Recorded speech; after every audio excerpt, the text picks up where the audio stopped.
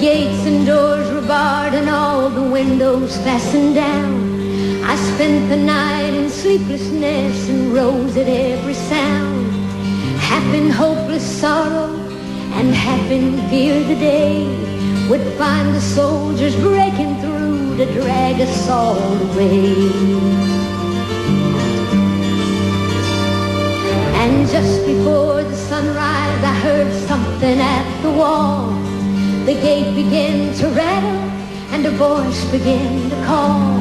So I hurried to the window, looked down into the streets, expecting swords and torches and the sound of soldiers' feet.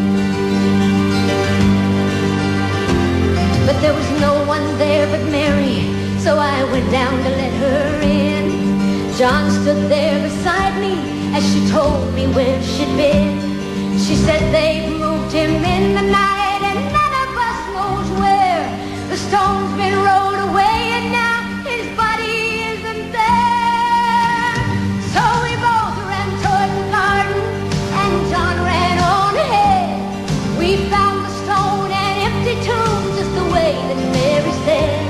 But the winding sheet they wrapped him in was just an empty shell. And how or where they'd taken him was more than I could tell. Oh, but something strange had happened there, just what I did not know. John believed a miracle, but I just turned to go. Circumstance and speculation couldn't lift me very high, 'cause I'd seen them crucify him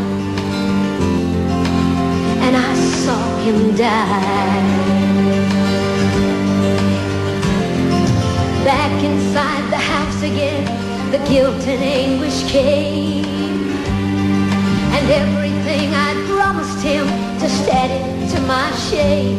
When at last it came to choices, I denied I knew his name.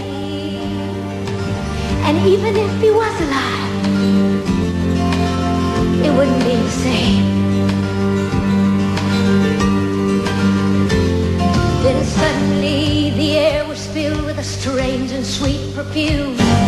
The light that came from everywhere drove shadows from the room. And Jesus stood before me with his arms held open wide. Then I fell down on my knees and I just clung to him and cried. Then he raised me to my feet, and as I looked into his eyes, the love was shining out from him like sunlight from the skies. Guilt and my confusion disappeared in sweet release, and every fear I'd ever had just melted into peace.